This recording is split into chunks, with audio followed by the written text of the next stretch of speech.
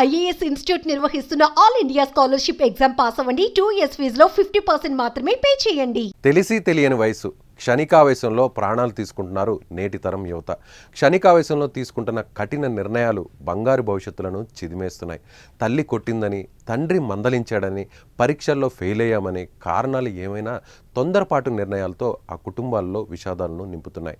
100 ఏళ్ల జీవితాలను మొగ్గలోనే తుంచేస్తున్నాయి. తాజాగా ఇక్కడ కూడా అలాంటి ఘటనే చోటు చేసుకుంది. తల్లి మందలించిందని ఓ విద్యార్థి ప్రాణాలు తీసుకుంది. ఆ కుటుంబంలో తీరని విషాదాన్ని మిగిల్చింది.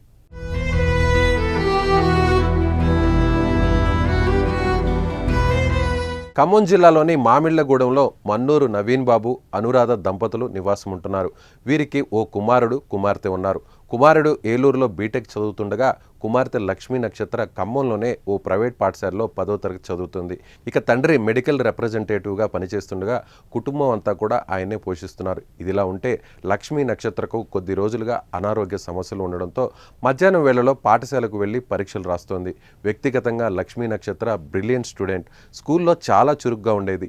ఆటపాటలో చురుగ్గా ఉండడంతో పాటు చదువుల్లో కూడా రాణించింది లక్ష్మీ నక్షత్ర.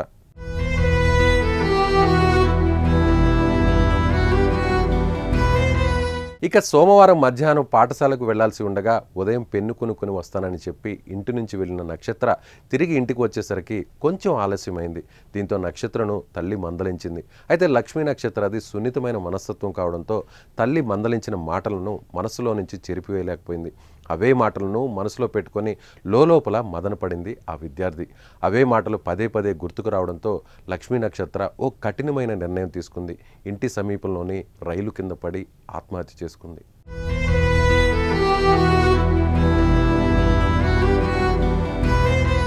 ఇక లక్ష్మీ నక్షత్ర మృతితో తల్లిదండ్రులు గుండెలు పగిలేలా రోధిస్తున్నారు. ఎంత పని చేసావు నక్షత్ర అంటూ పోరున విలపిస్తున్నారు.